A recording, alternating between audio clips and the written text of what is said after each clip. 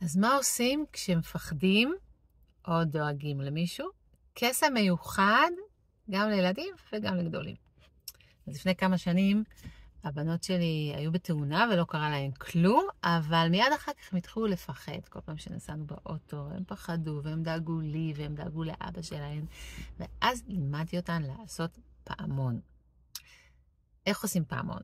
חושבים על המישהו הזה שאנחנו דואגים לו, זה יכול להיות שאני דואגת לעצמי או למישהו אחר, אני מדמיינת אותו רגע, ואז אני מדמיינת שיש מסביבו פעמון. פעמון שקוף, כמו מזכוכית, שאיך שהפעמון עובד, לתוך הפעמון יכולים להיכנס רק דברים טובים.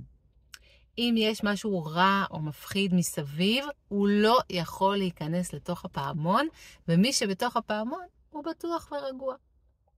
עכשיו, אפשר לעשות פעמון לבן אדם אחד, אפשר לעשות פעמון לכמה אנשים שנמצאים באוטו, או אפילו בחדר, ואפשר לעשות פעמון גדול, גדול, גדול, שאפילו מקיף מדינה שלמה.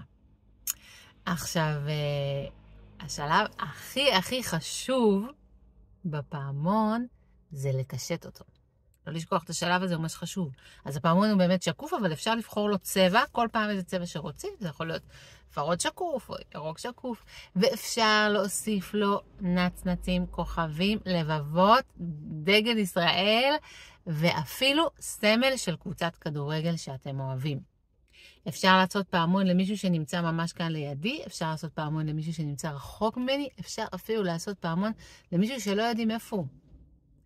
אז כל פעם שהייתי נוסעת באוטו עם הבנות שלי, כל אחת הייתה עושה לעצמה פעמון, והיינו עושים עוד פעמון אחד לכל האוטו ליתר ביטחון, וישבות מספרות לכל אחת, מספרות איך קישטנו כל אחת את הפעמון שלה. אז למי אתם רוצים לעשות פעמון? ושתפו את המשפחה שלכם, איך קישטתם אותו. ותדעו שאפילו אם אני רק ילדה קטנה, או רק ילד עדיין, אנחנו בכל זאת יכולים לעזור. ביי!